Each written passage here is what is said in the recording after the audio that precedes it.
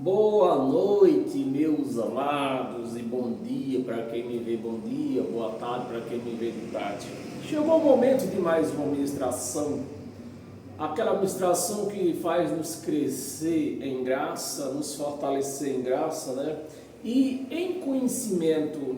Então chegou o momento de nós participar deste conhecimento, desta revelação da graça de Cristo. Amém, meus amados? Sejam todos bem-vindos a esta sala espiritual, eu daqui, você daí, mas nós estamos juntos, porque a Igreja de Cristo, ela não é necessariamente estar reunida.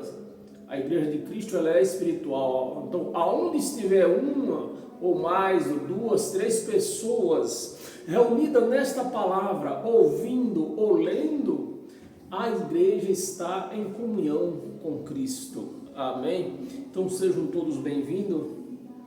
O tema da nossa ministração é o Apocalipse, o mistério revelado. É esse o nosso tema, do qual nós vamos se debruçar nesta lição, nesta ministração. E assim nós sairemos daqui fortalecidos, liberto, né? Em graça. Amém, meus amados? Eu vou pedir para você compartilhar esse vídeo nas suas redes sociais, dar um like nesse vídeo, para que outras pessoas venham ser alcançadas através desse vídeo. E quero também agradecer as pessoas que têm se inscrito ultimamente neste canal Ed em Nova Aliança no YouTube, e aquelas pessoas que vão se inscrever ainda lá neste canal Ed em Nova Aliança, lá no YouTube, para que esse canal ele venha circular, outras pessoas venham ter acesso a esta palavra. Amém? Uma palavra libertadora, uma palavra que quebra a algema. Amém, meus amados? E o tema é esse. O tema é esse. O Apocalipse, o mistério revelado. É lógico que nós vamos iniciar pelo Apocalipse. Amém? Apocalipse capítulo 11. Abra a sua Bíblia aí. Apocalipse capítulo 11. Me dê um pouquinho só de oportunidade para mim falar algumas coisas aqui. Meus amados, a religião evangélica e enfim, a católica também, não deixa de ser, né? São as pessoas que compram uma coisa sem ver, né? É como se eu anunciasse um carro que na tabela, anunciasse um carro para venda, que na tabela custa 120 mil reais, eu anunciasse por 100. Então as pessoas, tem gente que compra as coisas sem ver, pode querer comprar, né? Querendo entrar na vantagem, mas ela vai cair aonde? Vai cair num golpe, porque não tem condições. Um carro que vale 120 mil reais ser vendido por 20. Então tá na cara que ela vai levar um golpe, e bem feito para ela. Então o sistema religioso, eles compram essas coisas baratas que se oferecem, né? Porque são duas coisas que se oferece dentro das religiões, e sem essas duas coisas, sem a venda dessas duas coisas, não existiria religião. Não existiria religião. Então, uma delas, né, é a que nós vemos até mesmo fora da religião. Aonde? Dentro do sistema político. Os políticos, eles oferecem, chega o tempo da eleição, eles oferecem esperança para os seus eleitores. Obras gigantescas, não que esse ano, se fulano ganhar, vai ser feita uma obra grande, vai ser construído hospital, vai ser construído viaduto, vai ser construído isso, aquilo, outro, né? Mas isso não passa de esperança, porque eles precisam vender esperança para os seus eleitores. Mas a esperança não pode ver. No dia que a esperança se vê, esperança ela se acaba. Não é mais uma esperança. Então eles não vão, eles até podem começar aquela obra Os eleitores veem, olha, estão fazendo, mas passa eleição, vem eleição, passa eleição, e aquela obra nunca se conclui. Nós temos aqui, se você é de São Paulo, você deve conhecer, nós temos aqui uma obra chamada Rodoanel, está com 15 anos. Obras de se fazer em um ano. Já está dentro de 15 anos, ou se até mais. Eu nem me lembro mais direito, mas eu acho que já passou dos 15 anos. E a obra não foi concluída. Por quê? Os políticos, eles têm que vender sempre essa esperança, principalmente para os eleitores de São Paulo, que vai sair a obra do Rodoanel. Então, vamos votar nesse camarada, que ele vai terminar a obra do Rodoanel. O camarada entra, sai, e a obra está aí, ó, parada. Ninguém termina a obra do Rodoanel, porque é uma esperança que eles precisam ganhar dinheiro em cima dessa obra, né? Então é disso que os políticos vivem, vendendo obra, vendendo esperança, né? É disso que os políticos vivem, vendendo esperança para os eleitores. O presidente, ele começou a obra do Nordeste está com mais de 20 anos. Nunca terminou, que é a transposição do Rio São Francisco. Vendeu o quê? Esperança para o povo nordestino. Mas essa esperança nunca chegou. Mas vamos votar no homem que, quem sabe, esse ano ele vai terminar a transposição do Rio São Francisco. Entra e sai e a obra está lá. Ninguém usufrui da obra, porque ela não pode ser terminada. Porque se terminou, acaba a esperança. Não dá para vender esperança numa obra que foi feita. Acabou a obra, acabou a esperança. Aí não tem mais a certeza que o eleitor vai votar naquela pessoa. É assim que se vive. Mas eu ainda entro numa concordância, numa meia concordância. Os políticos, ele faz isso em nome deles mesmos. Então o eleitor vota, mas sabe que o sistema é esse, é vender esperança. E eles não vendem essas esperanças em nome de Deus. Eles vendem essas esperanças em nome deles mesmos. Mas o pior é o sistema religioso. O sistema religioso, eles vendem esperança, os pastores, né? Vendem esperança e vendem fé. A fé e a esperança, ela não pode ser vendida porque é algo que não existe. A fé, ela provoca o milagre quando você age, né? Você, entre Deus, você pode provocar esse milagre. Não é uma coisa que pode ser intermediária. Aí vem os chamados pastores vendendo fé. Pega o envelope, pega esse envelope, põe R$100. Com 100 reais, se você tiver um câncer, você vai ficar curada. Se você não tem paga aluguel, você vai comprar uma casa, você vai comprar um apartamento. Pega esse envelope, você vai comprar um carro. Vendendo esperança e fé em nome de Deus. Aí é que está a pior canalice.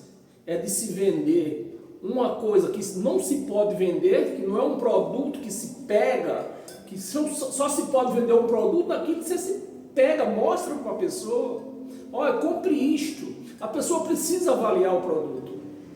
Mas fé e esperança não se pode avaliar porque ela não existe. É algo que se provoca momentaneamente. E a igreja, ela devia saber disso, mas a igreja, ela não se incomoda, ela não se importa em ver, conhecer as verdades. Aí compra essas esperanças vendendo. Pega o envelope da Fogueira Santa que você vai comprar um carro, vai trocar de carro, vai comprar um apartamento, você vai comprar um terreno, vai comprar uma fazenda, vai comprar uma chácara. E o povo vão pondo dinheiro no envelope nessa esperança. Então essa é a canalice do meio religioso, vender fé e vender esperança. E por que as pessoas compram? Porque não entendem nada disso aqui. Lê como lê um jornal, não entende bolufas nenhum. E o lobo está aí, abocanhar, né? E vai tomando tudo que a pessoa tem. E a pessoa ainda dá testemunho que está feliz, né? O pastor, cada campanha o pastor compra um apartamento, compra uma fazenda, compra um avião, compra uma televisão, enfim, compra uma empresa. E a pessoa que comprou a fé não tem nada, só na esperança. Ah, mas eu tenho esperança, eu tenho fé, eu tenho esperança, eu tenho fé. Porque o pastor vendeu fé e esperança para aquela pessoa. Então, meus amados, você precisa conhecer a palavra de Deus para você saber o que é fé e esperança, e saber também, o importante é você saber o que é palavra de Deus e o que não é palavra de Deus. O que tem de palavra de Deus aqui? Poucas passagens. Praticamente as passagens dos profetas, porque o Deus falava através da boca do profeta. Esse livro aqui, essa Bíblia aqui, se não me engano, tem 67 livros. Qual desses livros Deus escreveu? Nenhum. Nenhum livro desse Deus escreveu. Qual desses livros Deus mandou escrever? O Apocalipse. O Apocalipse Deus mandou escrever, mas não foi Deus que escreveu. Então, meus amados, nós precisamos conhecer o que nós estamos lendo, saber o que é a palavra de Deus, saber o que não é. Porque Deus não escreveu, não tem fax do céu na terra, para passar fax aqui para a terra, lá no céu não tem fax. Então, como a pessoa pega isso aqui e diz que é a palavra de Deus? Não, aqui foi um homem que escreveu. E esse aqui, nós encontramos tantos os erros aqui. Se foi Deus que tivesse, fosse a palavra de Deus, tudo isso aqui que estava escrito era uma realidade. Mas isso aqui tem poucas realidades aqui. A maioria delas, que quase, digamos aí 80% que tem aqui, as que não é mentira, é história. E nós temos que ir conhecendo tudo isto. O que é história, o que é palavra de Deus, o que não é. Aí tem um único livro que Deus mandou escrever. Mandou escrever para quem? Para a igreja nos dias de hoje? Ou mandou escrever para as igrejas da Ásia? Não foi da igreja do Rio de Janeiro, não foi do Brasil, não foi de outro estado, nem de outro país. Foi para as igrejas da Ásia. Então, o único livro que Deus mandou, não escreveu, mandou escrever, tem endereço, tem destinatário e remetente, ou vice-versa, né? Tem remetente e destinatário, que esse destinatário não é a igreja nos dias de hoje. Então o povo não entende nada disso, por isso que compram fé, compram esperança. Não, você precisa estar dentro daqui da igreja, você precisa estar debaixo da minha tutela, da minha mão, para que eu proteja você, porque Jesus está voltando e você precisa estar aqui quando ele chegar. E vão oferecendo essa esperança que Jesus vai voltar, Jesus vai voltar. E isso já se faz mais de 200 anos que eles vendem essa esperança. Esperança que não vai chegar nunca. Eles têm o entendimento disto. Eles têm o entendimento que eles vão vender isso aí eternamente, enquanto tiver idiota para comprar, que Jesus está voltando. Você precisa dar dízimo, você precisa fazer voto, porque tem os idiotas que não entendem disso aqui e vão comprando essa fé, essa esperança, vendida por um pastor em nome de Deus. Porque está mais do que certo, está escrito, está registrado em papel, que Jesus voltou no ano 70. Então, se ele voltou no ano 70, eu estou vendendo a esperança que ele vai voltar. Então, e a pessoa compra, porque não tem entendimento nenhum. Tá bom, meus amados? Então, vamos para a nossa ministração. Ver o que nós vamos entender hoje, aprender nesta ministração. Apocalipse capítulo 11, versículo 1 e 2. E foi-me dado um canício. Isso aqui é coisa da igreja romana, né? E foi-me dado um canício Um caniço quer dizer, quem é do Nordeste, é uma vara de medir, uma vara com 12 palmos, acho que é 11 palmos. É 12 palmos, é 11 ou é 12, já nem sei mais, tanto tempo que eu deixei o Nordeste. É uma vara de medir. Por que um caniço, a vara de medir? Nós temos que entender, para começar, que isso não foi escrito hoje. Se fosse escrito hoje, foi me dado uma trena. Mas nesse tempo não tinha trena. Então nós já temos que levar em consideração isto, né? Que como não existia trena, foi dado o quê? Um caniço, uma vara. E foi me dado um caniço semelhante a uma vara. E também me foi dito, dispõe-te. O anjo falou para João, o apóstolo João. Aquele, presta atenção, meus amados, dos 12 apóstolos de Jesus de Nazaré, que foi levantado, o apóstolo Paulo não está nesse meio, mas enfim, de todos os apóstolos que foi levantado, incluindo Paulo, o único que não foi matado foi o apóstolo João. Porque Jesus, no dias da sua terra, então, se Jesus não voltou, ele é um mentiroso. Nos dias da sua que ele andava aqui pela terra, ele fez essa profecia que João ia ficar vivo, né? Ia ficar vivo para presenciar a volta dele, ou seja, testemunhar a volta dele. Por isso que João diz: eu estou preso pelo testemunho da palavra de Jesus. Então João precisava testemunhar aquilo que Jesus falava. Então Jesus foi uma das únicas testemunhas de Jesus de Nazaré.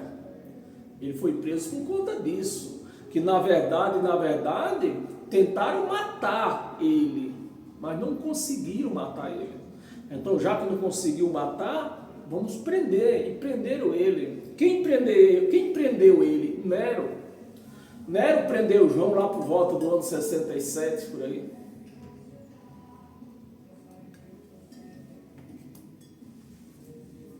Então, a pessoa que escreveu isso aqui diz que João, ele recebeu, estava vendo isso aqui, o anjo estava falando isso para ele, no ano 90, 95, mas no ano 90, no ano 95, não existia mais templo para ele medir, porque o templo verdadeiramente, ele caiu no ano 70, caiu não, derrubaram, caiu uma coisa, derrubada é outra.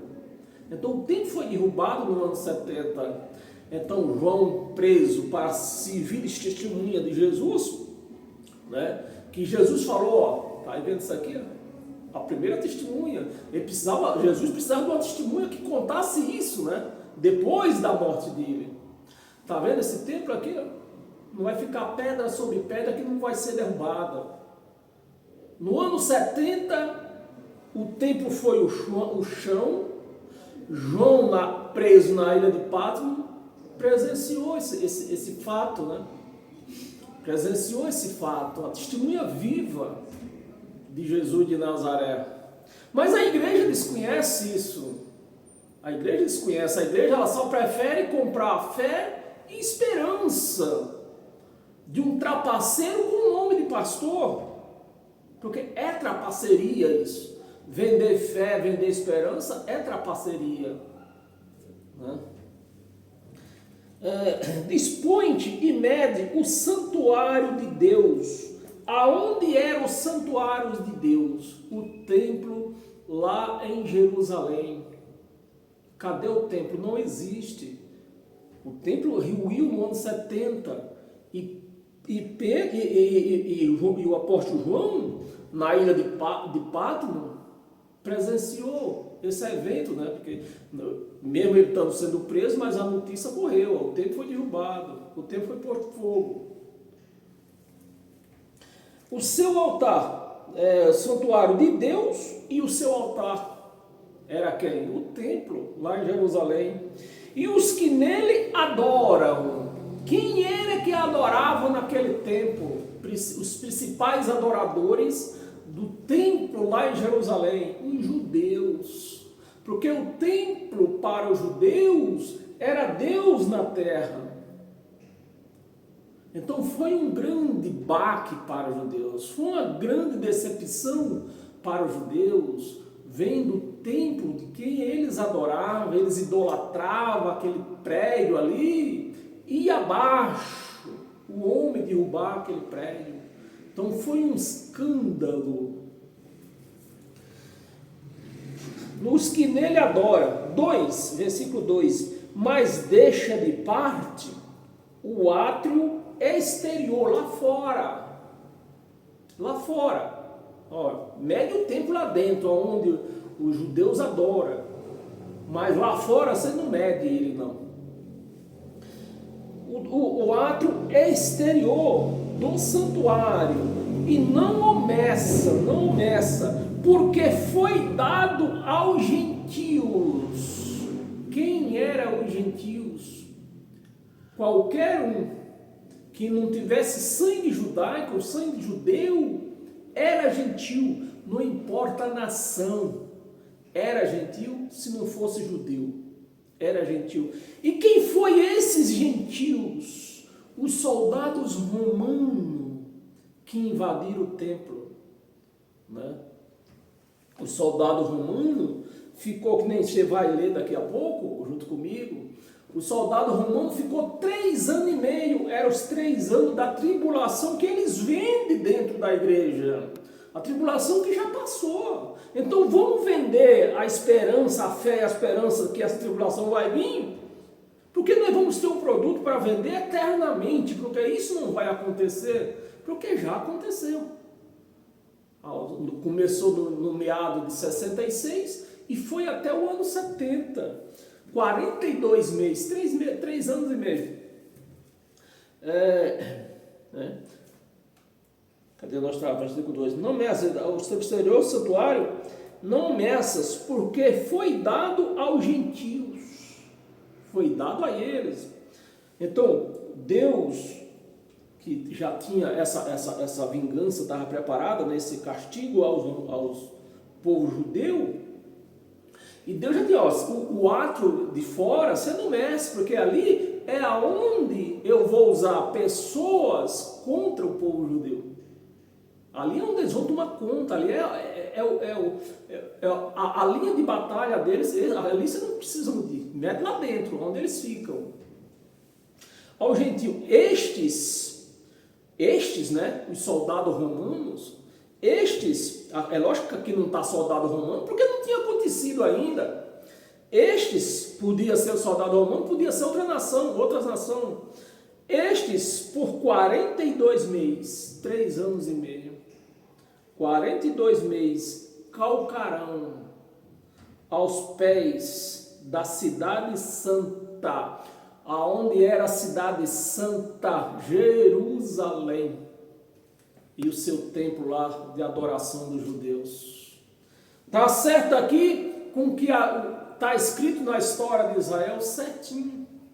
Está certo aqui com a profecia de Jesus de Nazaré, certinho. Mas vamos vender fé e esperança para a igreja. Porque a igreja, sem conhecimento nenhum, ela vai comprando de tudo. Amém, meus amados? Abra sua Bíblia em Lucas. Lucas capítulo 2. É isso mesmo, 2 a 20, é 21, perdão. Lucas capítulo 21.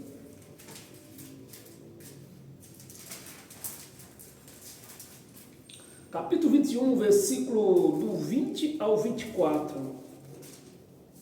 Versículo 20. Quando, porém, vides, presta atenção se as profecias vai casando direitinho com o que aconteceu em Jerusalém, do meado 66 até o ano 70 aconteceu isto. Isso aqui é as profecias de Jesus, né? Quando, porém, vides Jerusalém, não era a cidade maravilhosa do Rio de Janeiro, nem era a cidade de São Paulo. Qual era a cidade que Jesus falou que quando vocês vides, esta cidade invadida, chegou o tempo, está chegando, então eu estou batendo na porta. Mas não, eles preferem vender esperança para a igreja e dizer que é a guerra hoje. Não, essa guerra não tem nada a ver. Guerra sempre teve, sempre vai ter. Quando, porém, vi Jerusalém sitiada, 42 meses, o pátio lá de Jerusalém foi sitiado, foi tomado conta ali, os soldados tomaram conta daquilo lá. Sitiada de exército, o exército romano.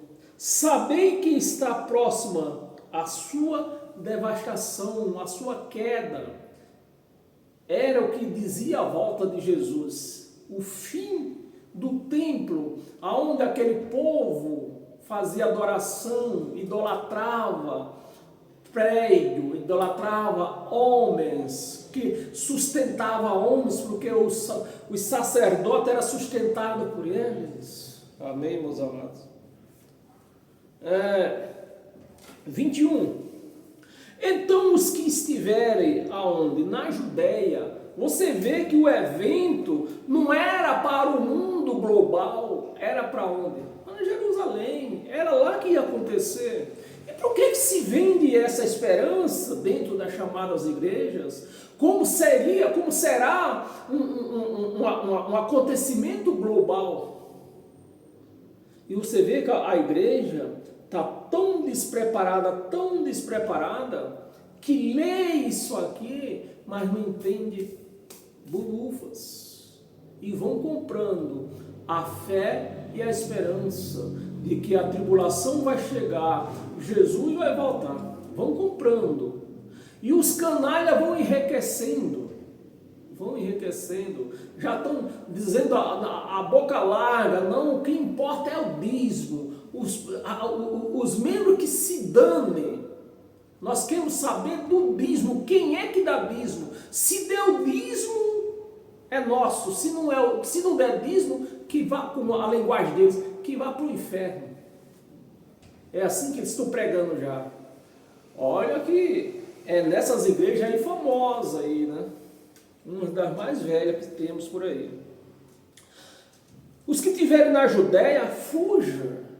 É lógico que o evento ia ser aonde? Em Jerusalém, não era no mundo global.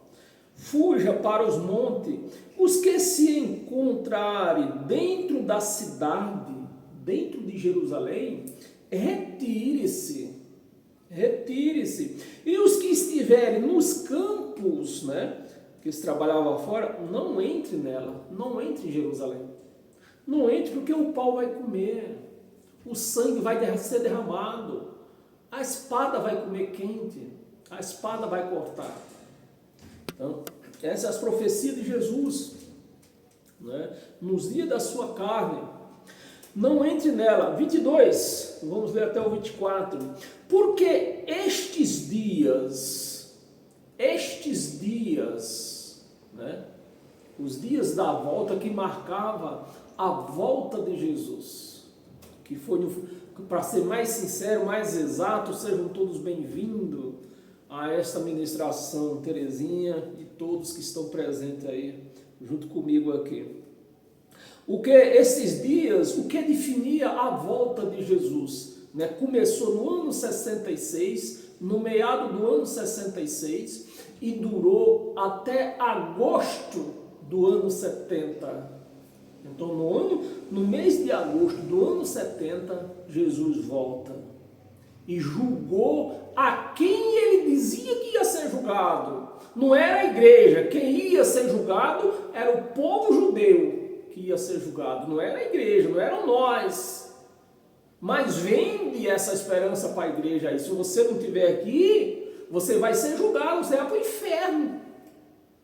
Mas aqui a palavra está mostrando claramente que o mundo global não tem nada a ver com isso. Tudo isso aqui ia acontecer aonde? Em Jerusalém. E aconteceu. Fuja para os montes, os que estiverem o que se encontrarem dentro da cidade, retire-se. E os que estiverem nos campos, não entre nela. Você vê, Apocalipse falou aqui, Lucas falando a mesma coisa. 22, porque estes dias são o quê? São de vingança.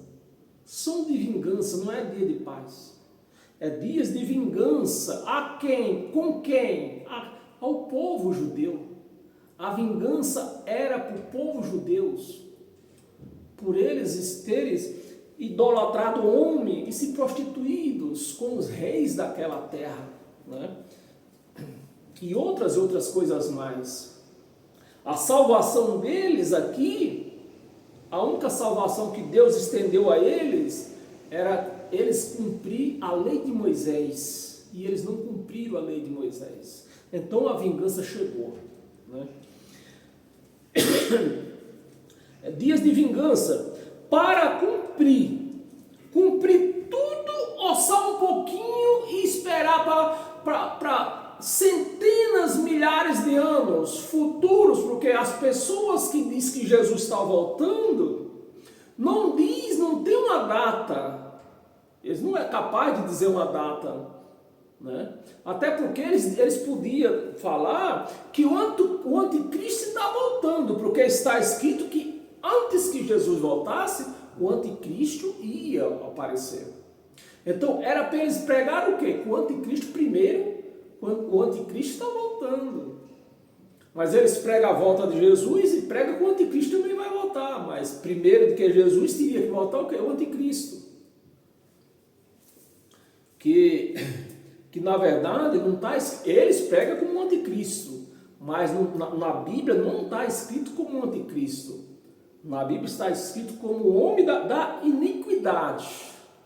O homem da iniquidade, né? Porque esses dias são de vingança para se cumprir tudo. Se cumprir tudo o que está escrito. Escrito aonde? Na Torá. Era a Torá que falava dessas coisas. Vamos ler o 23, vamos ler até o 24. 23. Ai das que estiveres grávidas. Já pensou uma mulher com barrigão correndo dos soldados romanos, com aqueles cavalos atrás dela ali, ó, e a espada ali furando.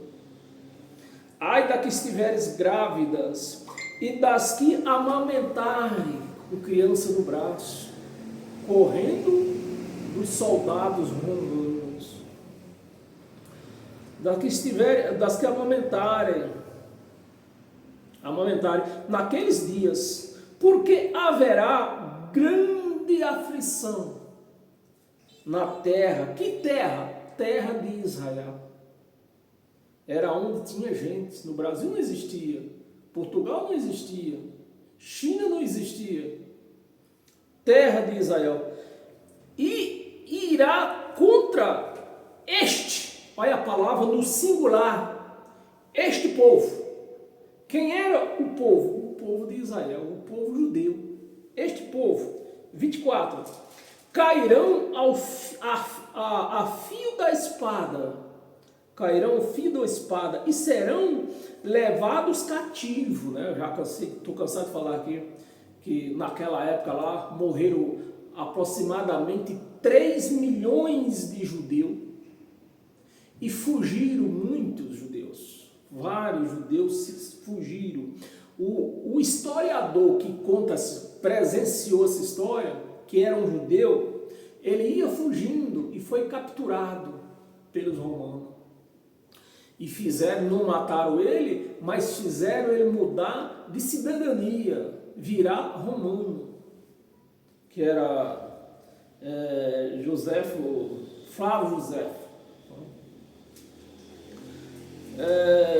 Haverá grande aflição na terra e ira contra este povo. 24, cairão o fio da espada e serão levados cativos para todas as nações. Você vê que até os dias de hoje tem judeu espalhado por aí. Aqui em São Paulo tem bastante, né? Espalhado. Até que os tempos dos gentios, o tempo dos soldados, 42 meses, que Deus deu para eles destruir a Jerusalém, completasse. Ao tempo dos gentios se complete. Jerusalém, não é São Paulo, não é Rio de Janeiro, não é a minha cidade, não é a minha capital querida, Maceió. É o que? Jerusalém. Jerusalém será pisada por eles, pelos soldados romanos. Eu fico admirado com uma palavra tão clara dessa aqui, e a igreja não entende nada. Os pastores, eu até entendo pouco, porque eles estudaram. O pastor não estudou para levar uma sabedoria, um ensino à igreja. Os pastores estudaram para enganar a igreja. Para enganar a igreja. Aí está aí uma igreja que não sabe, não entende, lê Bíblia, mas não entende nada. Está aí, ó. Lemos 24, né? Ser enganada por eles. Abra a sua Bíblia, que é o que o apóstolo João dizia disso aqui também.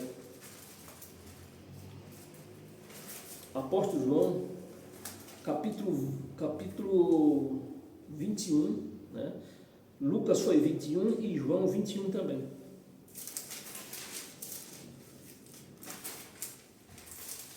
Apóstolo João, capítulo 21, do versículo 20 ao 23.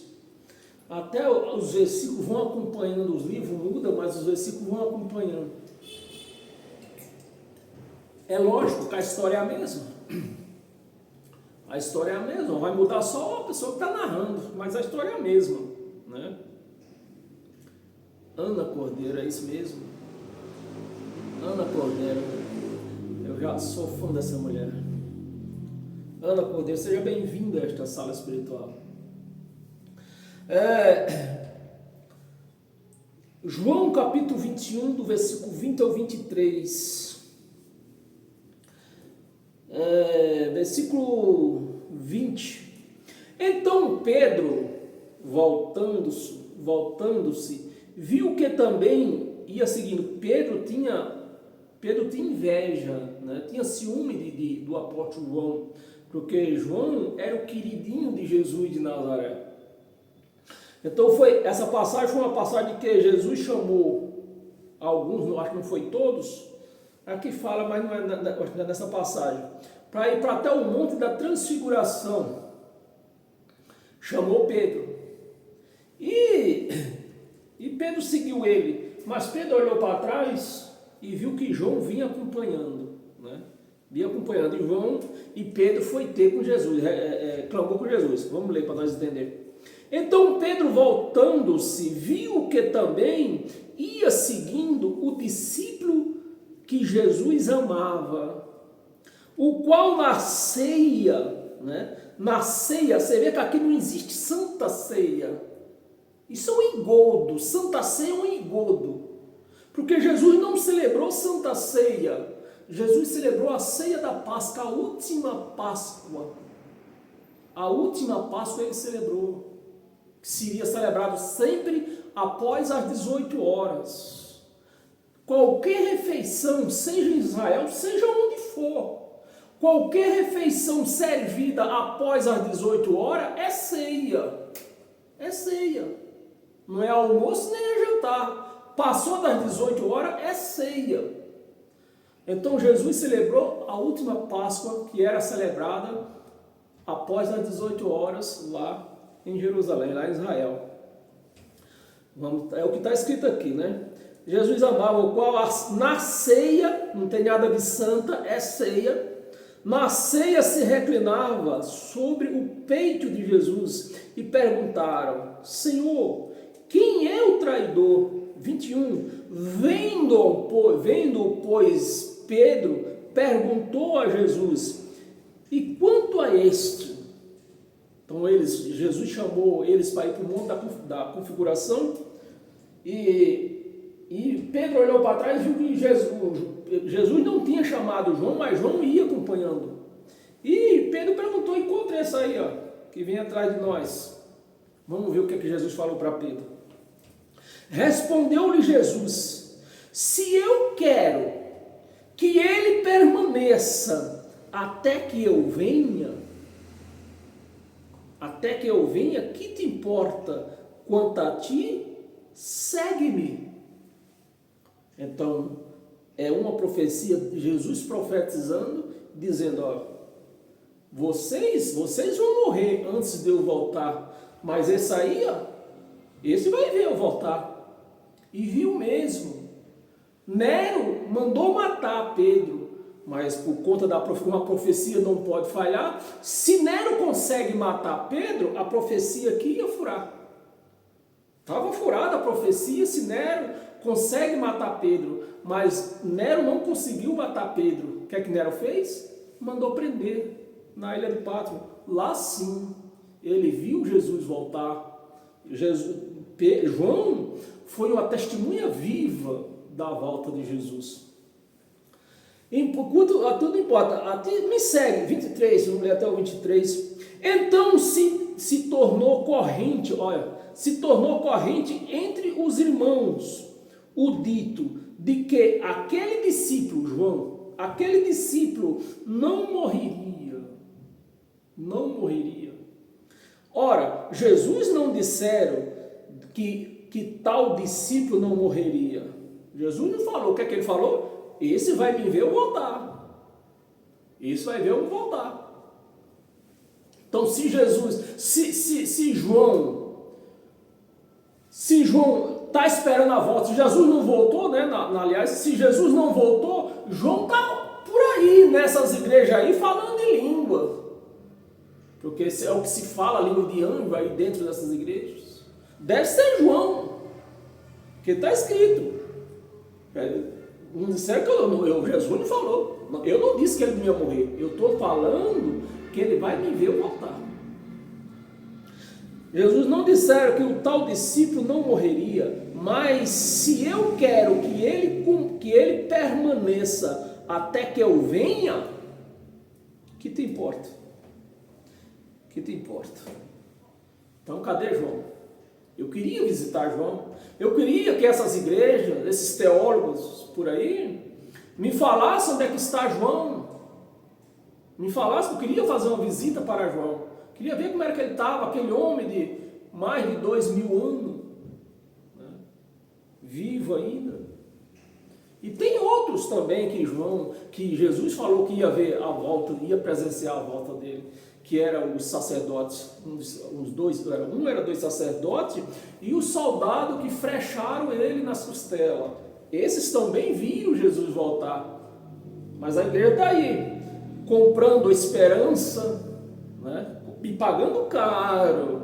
Tem gente que dá carro, tem gente que dá casa, tem gente que dá fazenda, somente para ter a esperança que Jesus vai voltar e ela está lá dentro da chamada igreja. Amém? Abra sua Bíblia em Mateus capítulo 16. Mateus capítulo 16, versículo 24 ao 28. Cadê? 24. Mateus 24 ao 28. 24. Então disse Jesus a seus discípulos: Se alguém quer vir após mim, após mim, a si mesmo se negue, tome a sua cruz e siga-me. 25. Porquanto quem quiser salvar a sua vida, perdê-la-á. E quem perder a vida por minha causa, achá-la-á. 26. Pois que aproveitará o homem se ganhar o mundo inteiro e perder a sua alma? A alma, eu já expliquei, né? Alma aqui, quem está falando aqui, essa escrita aqui tem o nome de Mateus, mas é Pedro, né? É Pedro falando.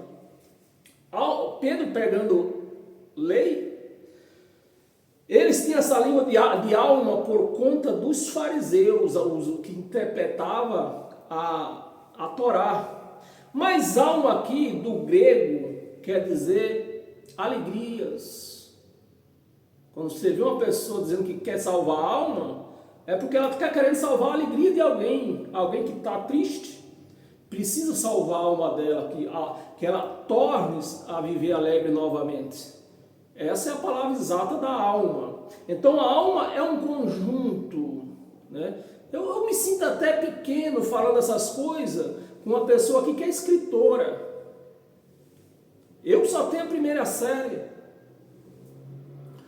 Então, salvar a alma é um conjunto de dor. Quem sente dor é a alma, não é o espírito. É emoções, tanto as emoções alegres como tristes, sentimentos. O sangue é que dá vida a tudo isto, né?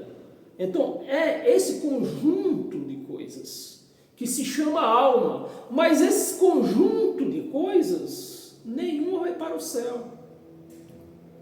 Nenhuma pode entrar. Esses conjuntos de coisas, todas estão proibidas de entrar no céu. Já pensou eu chegar lá no céu com aquela vontade de comer uma buchada, um sarapatel? Será que eu vou encontrar sarapatel lá no céu? Porque esses são sentimentos, são gostos, sabores que a alma sente, né? Que alimenta a carne, mas nada disso vai entrar no céu. O que vai para o céu é o espírito. Espírito não come, espírito não sente dor. Então, meus amados, são essas coisas que nos enganaram por muito tempo. São essas esperanças, que nos venderam muito caro, e eu paguei caro por isso. Aproveitar o homem se ganhar o mundo inteiro e perder a sua alma. Tem esses bispos Macedo, dono até de banco por aí. Eles pregam uma coisa, mas não vivem. O que é que eles pregam? Não, o que você ganhou é semente, você tem que dar de volta. E a semente deles? Por que não dá de volta para os necessitados? Porque esse é o objetivo de quem se abre um local com um nome de igreja. Cuidar dos necessitados. Mas esse povo, eles abrem um local chamado igreja para cuidar do cartão da igreja. Cuidar do bolso, da carteira da igreja. Porque a igreja é vidas. Igreja não é prédio, é vidas. Esse povo não quer cuidar de vida. Cuidar de vida dá problema. Cuidar de vida é problema, cuidar de vidas. Então, inclusive, pensando nisso, se vocês têm a paciência comigo, se você costuma orar e costuma pedir sabedoria para Deus, cuidado com esse pedido. Porque Deus vai te dar problema para você resolver. Porque sabedoria é para isso, para se resolver problema. Então não inclua na sua oração sabedoria. Que Deus vai te dar problema. Que sabedoria é para isso, você saber resolver problema. Tá bem? Vamos ler até o 28, né? Lemos 26, 27. Porque o Filho do Homem há de vir na glória do seu Pai, com os seus anjos. Tem contra o escritor, talvez essa pessoa, a Ana Cordeiro, que ela é uma escritora, ela deve saber, ter esse conhecimento. Agora não posso falar, tem um livro dele aqui, o livro de Flávio Josefo, o escritor que viveu essa época, viveu a época da volta de Jesus. E esse escritor, ele conta no livro dele, que durante aqueles meses, nos últimos meses da volta de Jesus, um grande eclipse, né, um planeta, como é que chama? Parecia uma espada que eu tenho aqui, né? Eu tenho aqui uma espada bem grande. Voltava a espada, rodeava Jerusalém. E outras espadazinhas pequenas, que seriam os anjos, né? Porque Jesus não ia voltar em carne. Porque se Jesus volta em carne, ele não seria filho da reencarnação. Aliás, filho da ressurreição, ele seria filho da encarnação. Então ele ia voltar com quem? Ia voltar em poder. Ia voltar com poder para julgar o povo de Israel. E não a igreja. A igreja não vai passar por julgamento. Vamos ler aqui, eu preciso terminar isso aqui. A divina glória do seu Pai com seus anjos, então retribuirá a a cada um conforme as suas obras. 28, em verdade vos digo que alguns dos que aqui se encontram, alguns, não era todos, alguns e ele está falando aqui de quê? De o apóstolo João, está falando do sacerdote Caifás, ele está falando do soldado que frechou ele nas costelas. Então esses iam ver ele vindo julgando o povo de Israel. Então, em verdade vos digo que alguns dos que aqui se encontram, que de maneira nenhuma, de quantas maneiras? De nenhuma maneira. De maneira nenhuma passará pela morte, até que vi o Filho do Homem no seu reino. O Filho do Homem. Então, Jesus, Yahshua, né? Yahshua tinha dois codinomes conhecido ele, né? O Filho do Homem, ou Jesus de Nazaré, porque ele nasceu na cidade de Nazaré. Então era assim que ele era conhecido.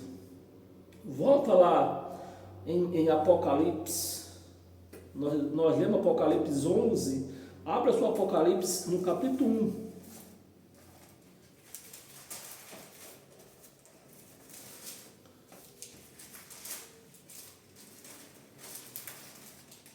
Apocalipse capítulo 1, versículo do 9 ao 11. Versículo 9. Eu, João, irmão vosso, irmão vosso. Né? É como se trata, os crentes se trata irmão. Nós todos, na verdade, nós todos somos irmãos. Até que se prove o contrário, até nós todos somos irmãos. Eu, João, irmão vosso, companheiro aonde? Na tribulação. Porque a tribulação não era para a igreja, era eles que iam passar por essa tribulação. Né? Companheiro na tribulação, no reino e na perseverança. Aí os cães gulosos passa essa esperança para a igreja. Olha, vocês têm que perseverar. Perseverança não salva ninguém. O que salva é a graça. Os que salvam é a graça.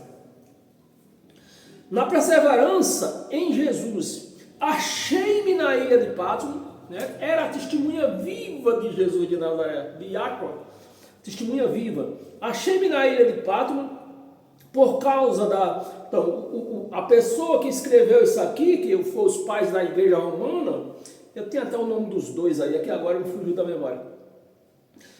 Eles falam que Jesus, que João, né, João ele escreveu o Apocalipse no ano 95, mas no ano 95 não tinha mais tempo para medir, não tinha mais tempo. Então você vê que é uma mentira. Achei na chamada Patmos, ilha chamada Patmos, por causa da palavra de Deus e do testemunho de Jesus. Tu vai ficar, tu vai ver eu voltar.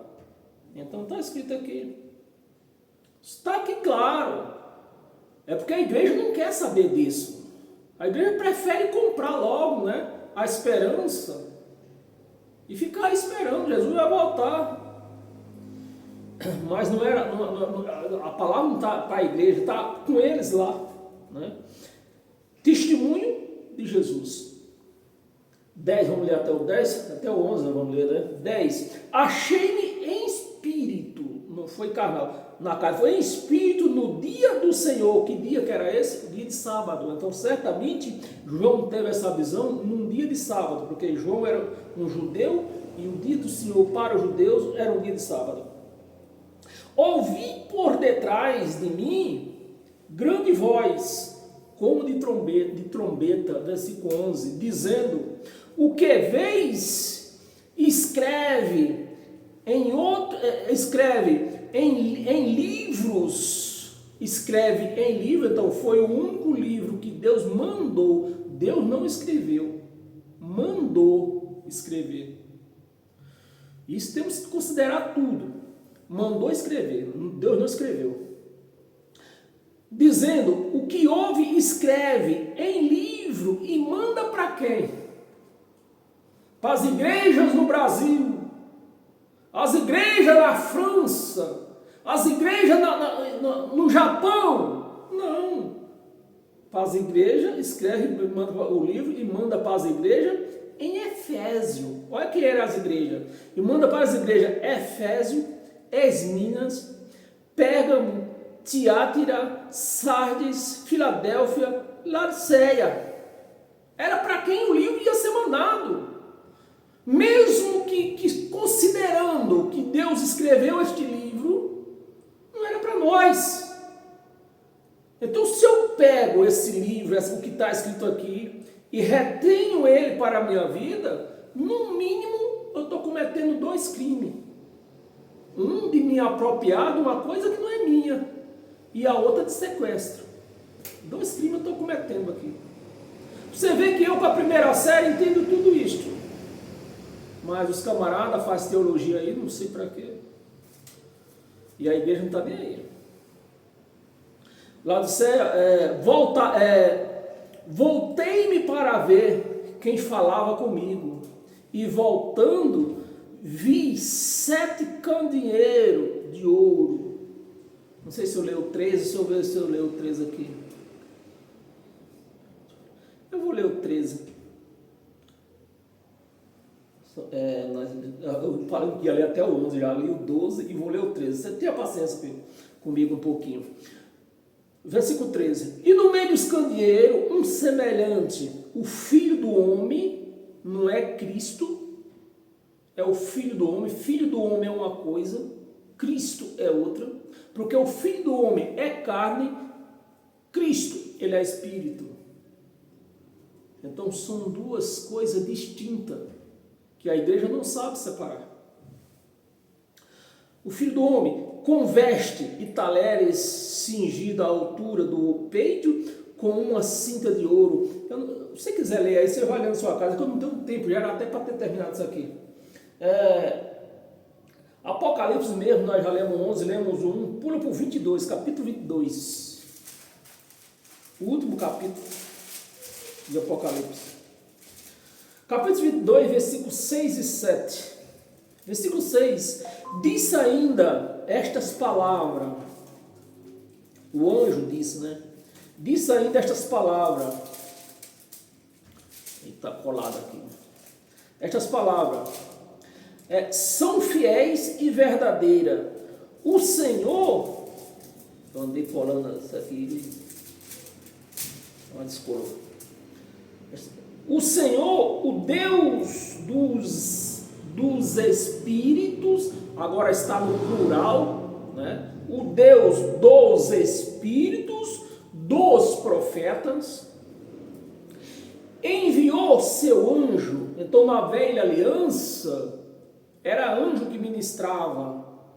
E João, ele pregava o quê? A lei, como na velha aliança. Então, enquanto não terminasse todo esse processo, quem ia ministrar era anjo ainda, mas hoje não.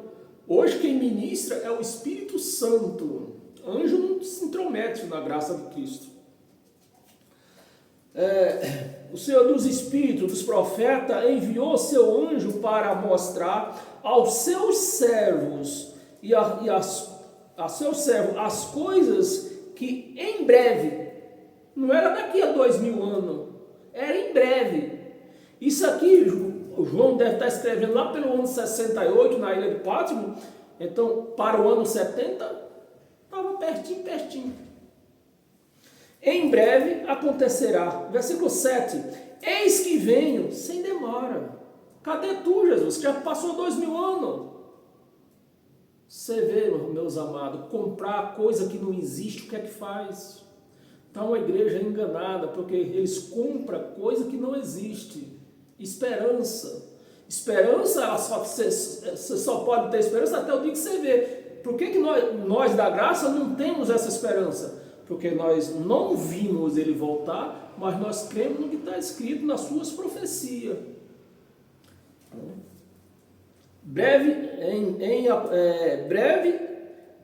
deve acontecer. 7, eis que venho sem demora. Sem demora. Não é 2000 anos, é sem demora. Bem-aventurado, aí está aí a palavra. Bem-aventurado aquele que guarda as palavras da profecia.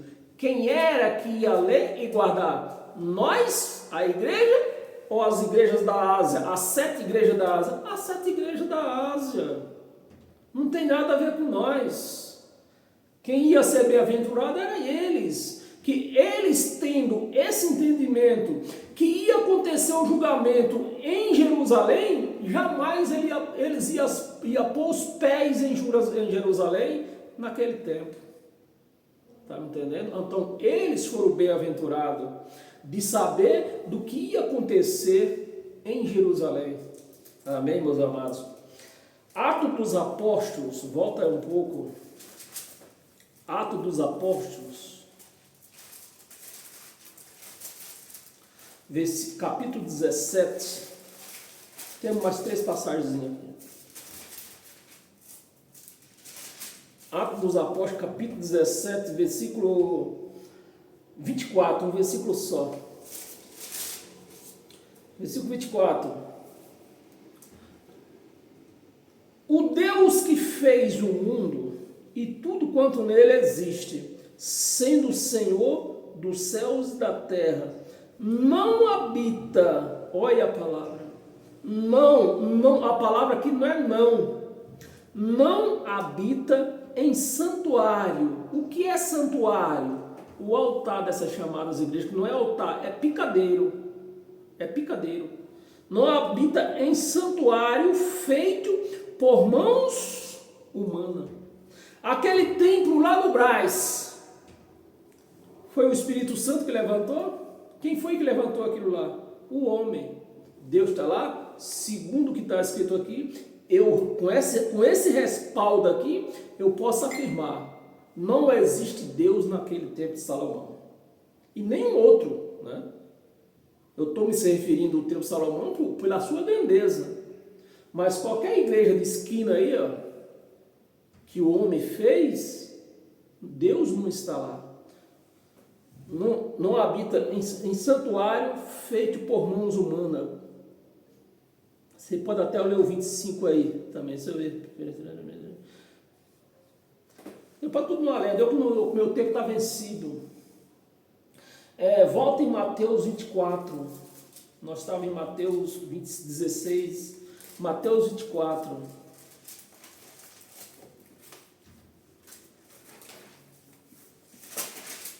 Mateus 24, versículo 1 e 2. Tendo Jesus saído do templo, qual que ele diz? Daqui não vai ficar pedra sobre pedra que não vai ser derrubado. Tendo Jesus saído do templo, ia se retirando quando aproximaram dele os seus discípulos para lhe mostrar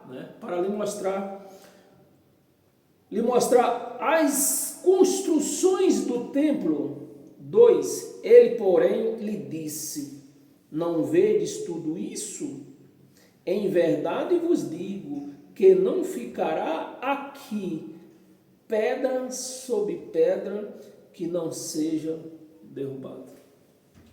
Aí até os cães podem dizer, mas vamos construir o templo lá em Jerusalém, lá em Israel. Pode construir 1000 templos lá.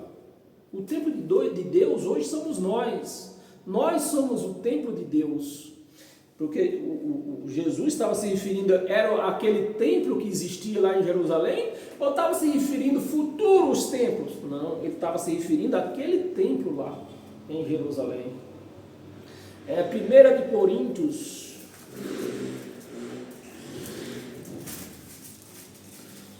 Coríntios, capítulo 6. Capítulo 6, versículo 19 e 20. Versículo 19. Acaso não sabeis que o vosso corpo é santuário do Espírito Santo, Se o meu corpo é santuário do Espírito Santo, por que eu vou buscar ele num local chamado igreja? Se ele já está dizendo que é o meu corpo que é o santuário. Não é aquilo lá, não é aquele picadeiro que existe lá. É o santuário do Espírito Santo que está em vós. Se está em mim, por que eu vou? Se está em mim, por que eu vou buscar? Que está em vós, o qual tendes da parte de Deus. Foi Deus que nos deu o Espírito Santo. Da parte de Deus, não foi o pastor que impôs a mão na minha cabeça, nem falou lá com salabachura, não. Foi Deus que nos deu. E que não sois de vós mesmos, 20, porque foste comprado. Foste comprado ou não foste? Foste comprado por preço. Agora, pois, glorificai a Deus no vosso corpo. Glorificais a Deus no vosso corpo, não é lá. É aqui que nós temos que glorificar a Deus. Amém, meus amados? Então você já vê que esse negócio de você precisa aceitar Jesus é uma furada, é um engano, é um engodo, é uma enganação, é vender esperança. 2 de Coríntios, capítulo 5, versículo do 1 ao 4, tem essa e mais outra passagemzinha. Versículo do 1 ao 4. Sabemos que se a nossa casa terrestre, qual é a nossa casa terrestre? Esse corpo aqui, ó.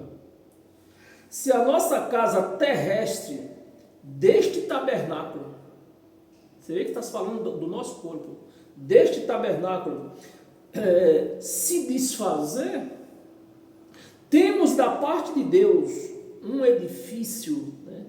Um edifício, casa não feita, não feita por mãos, não feita por mãos,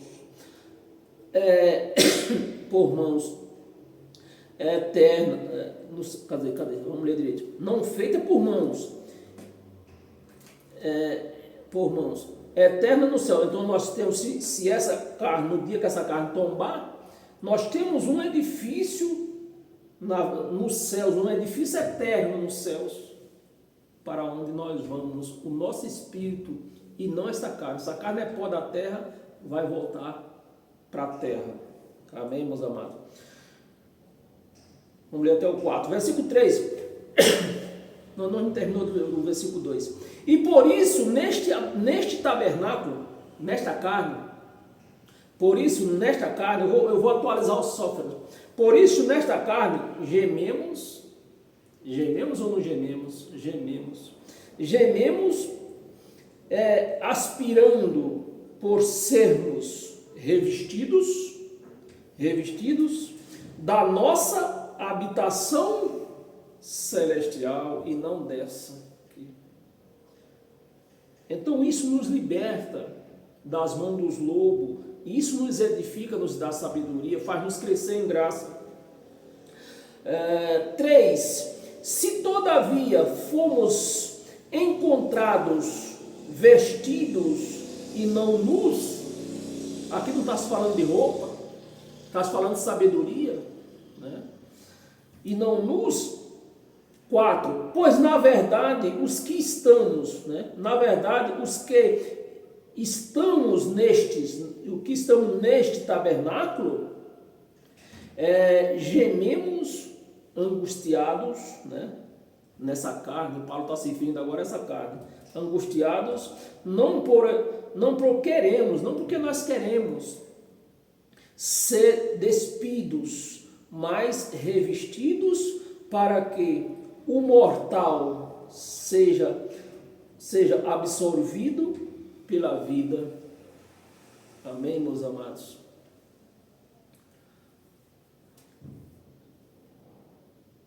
Eu vou ler o versículo 5. Tenha um pouco de paciência só. Já estamos terminando. Ora, foi o próprio Deus quem nos preparou para isto. Foi o próprio Deus que nos preparou. Não é um pastor. Você vê que não tem nada de mão de homem aqui. para isto, ortogrando-nos o penhor do Espírito. Deus jurou por Ele mesmo: vocês vão para a terra, lá, vocês são Espírito, vocês vão participar de carne e sangue, como Jesus participou, mas a certeza que vocês vão voltar para aqui para o céu é que vocês têm o meu Espírito em vocês, para que vai garantir a volta de vocês, o selo.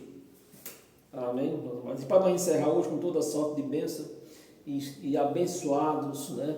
Irmos para a cama com o corpo leve, porque isso nos deixa leve. Amém? Gálatas, capítulo 2, versículo 19 e 20. Versículo 19. Porque eu, mediante a própria lei, morri para a lei. Como que eu posso cumprir lei se para a lei eu estou morto? Como que eu vou dar mais trocado? Como que eu vou pagar dízimo, que o dízimo era da lei, se eu estou morto para a lei? Como vou fazer jejum, que o jejum era da lei, se eu estou morto para a lei? Como que eu vou batizar nas águas, que era um batismo de João Batista na lei, se eu estou morto para a lei? Como que eu vou participar de Páscoa, que era da lei, se além de eu estar morto, o último cordeiro da Páscoa foi crucificado? Você vê que não existe caminho para nós não servirmos a graça de Cristo. Não existe. A pessoa tem que estar muito doida para servir a lei de Moisés, com seus dízimos, com as suas ofertas, com seus sacrifícios, que eles dizem quanto mais sacrifício melhor. É lógico que é melhor. O bispo Macedo mesmo, quando abriu a sua primeira igreja, ele não tinha uma corda. Isso ele conta de boca cheia. Eu não estou inventando, ele conta. Ele não tinha uma corda para amarrar a cachorra. Empenhorou o apartamento da mãe para pagar o primeiro mês de aluguel do salão onde ele ia alugar. Hoje é dono até de banco. Até de banco. Mas prega que não pode fazer. Mas eles pregam que você não pode fazer fortuna nessa terra. Porque fazer fortuna nessa terra, o ferrugem corrói. É a pregação deles. Mas parece que a pregação que eles pregam não serve para eles, só serve para nós. Você está me entendendo? E isso eu estou me referindo à Igreja Universal porque eu fui dela, eu participei dela, 31 anos lá. Mas não é diferente com as outras. Vamos terminar aqui. Porque eu, mediante a própria lei, morri para a lei, a fim de quê? A fim de viver para Deus. Então, o que é que você entende com isto? Se eu estou vivendo lei, estou morto para Deus. Não estou vivendo para Deus, estou morto. Viver para Deus. Estou crucificado com Cristo. 20. Logo já não sou eu quem vive, mas Cristo vive em mim. Cristo vive em mim. O povo diz que nós vivemos para Cristo. Fosse assim, como é que se fala? Me ajuda aí, doutora. Se fosse assim, o que faria Cristo viver seria nós. Mas não somos nós que faz Cristo, dá vida a Cristo. É Ele que nos dá vida. Então eu não vivo por Jesus. Eu vivo, Ele que me faz viver, né? Vive em Cristo, vive em mim. Cristo vive em mim, né? Se eu vivo, porque Cristo vive em mim. Esse viver que agora tenho na carne, não é no espírito, na carne, vivo pela fé no Filho de Deus, que me... Você vê, presta atenção, meus amados, Nós não estamos aqui lendo um jornal que foi imprimido nesta madrugada. Nós estamos lendo aqui uma carta que foi escrita há quase 2000 anos atrás. Paulo hoje não podia escrever desse jeito. Você, doutora Ana, que é escritora, você sabe disto, né? Que se Paulo aqui, por exemplo, vamos reler aqui para nós liderarmos nesse 21, né? E aqui, vivo pela fé no Filho de Deus. No tempo de Paulo aqui, eles viviam o reinado de Jesus de Nazaré, o Filho. Então todo mundo naquela época vivia no reinado de Jesus de Nazaré. Mas no ano 70, depois do ano 70, ele encerrou tudo, que na verdade era uma manifestação de filho, não era um filho à parte, era uma manifestação de filho. Então depois do ano 70, Deus encerrou aquela manifestação de filho e ele mesmo apareceu aqui. Então hoje, nós não vivemos, Paulo não podia escrever isso aqui hoje. Nós não vivemos no reino de Jesus de Nazaré, nós vivemos no reino de Deus Pai. Então, depois do ano 70, o próprio Jesus ficou, a manifestação de Filho ficou sujeita ao Pai. Todos nós agora estamos sujeitos ao Pai, o próprio Jesus, a própria manifestação de Filho, né? Agora, é tudo dele, tudo para ele. Amém? Você que entrou agora por último, volta o vídeo vai encerrar agora, você volta a assistir no primeiro, no começo, se não der para você assistir tudo hoje, vê da onde você parou e depois você volta a ouvir daquele ponto que você parou.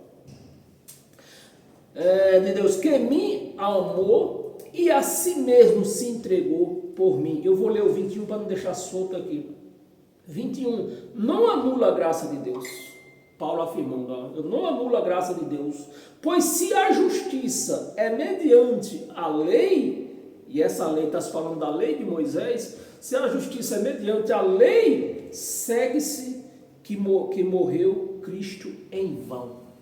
Então, quem cumpre a lei de Moisés, quem está aí cumprindo a lei de Moisés, o sacrifício de Jesus, não serviu para nada. Não serviu para nada. Amém, meus amados? Então sejam todos abençoados pela graça de Cristo, né? Eu não tenho poder para lhe abençoar, mas a graça e o poder que vive, tem essa graça de Cristo, o Evangelho de Cristo é que vai te abençoar com essas clarezas, com essa sabedoria. Uma vez que você se entrega à sabedoria do Evangelho de Cristo, aí você tem sabedoria para ministrar a sua vida em todos os sentidos, financeira, familiar, saúde, tudo. Amém, meus amados? Sejam todos abençoados. E quarta-feira, eu falo a partir das 19, mas geralmente começamos às 20. Estamos aqui de volta com uma outra ministração que nos faz crescer em graça. Amém? Sejam todos abençoados. Uma boa noite para todos.